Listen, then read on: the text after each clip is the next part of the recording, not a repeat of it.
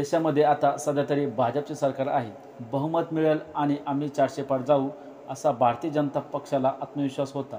तर राज्यामध्ये भारतीय जनता पक्षाचे नेते आता देवेंद्र फडणवीस असतील, आकडा जाहीर केला होता तो म्हणजे 40 पेक्षा जास्त जागा घेऊ आणि हा महाविकास आघाडीला फक्त 1 व 2 जागा मिळतील असा अंदाज होता। मात्र याच फोडाफोडीच्या राजकारणाने त्यांना पराभवास सामोरे जावे लागेल।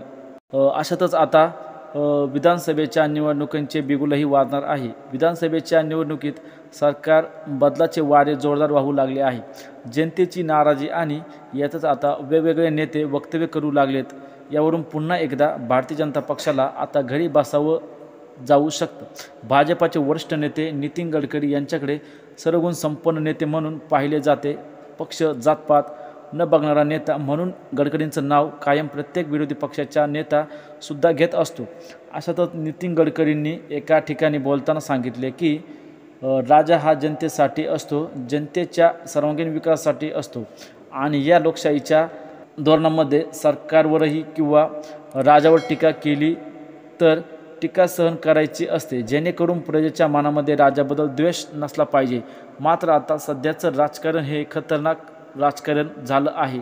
या ठिकाणी एखादा नेता किंवा कुणी जर का सरकारच्या विरोधात बोललं तर त्याला जेलमध्ये टाकलं जातं किंवा त्याच्या मागे ईडी लावली जाते। यामुळे आता भारतीय जनता पक्षाला नितीन गडकरी यांनीच खडेबोल सुनावले आहे। नितीन गडकरी यांनी नेहमीच विरोधी पक्ष असो किंवा सत्ताधारी असो त्यांना नेहमीच पाठिंबा देत असतो, कारण जेथे चुकत असते तिथे चुकीचे आहे असे सांगतात आणि जिथे बरोबर आहे तिथे बरोबरच बोलतात। त्यामुळे या राजकारणामध्ये आता विरोधकांनाही विरोधकाची भूमिका घ्यावी की नाही, कारण त्यांना ईडीसारखी भीती दाखवली जातेच असं राजकीय वर्तुळात बोललं जातंय। तर नितीन गडकरींच्या संभाषणाबद्दल तुमची काय भूमिका आहे? तुम्हाला योग्य वाटते का अयोग्य? कमेंटमध्ये सांगा। व्हिडिओ आवडल्यास जास्तीत जास्त शेअर करा, सोबतच आमचं विश मराठी चॅनल अवश्य सबस्क्राईब करा। जय महाराष्ट्र।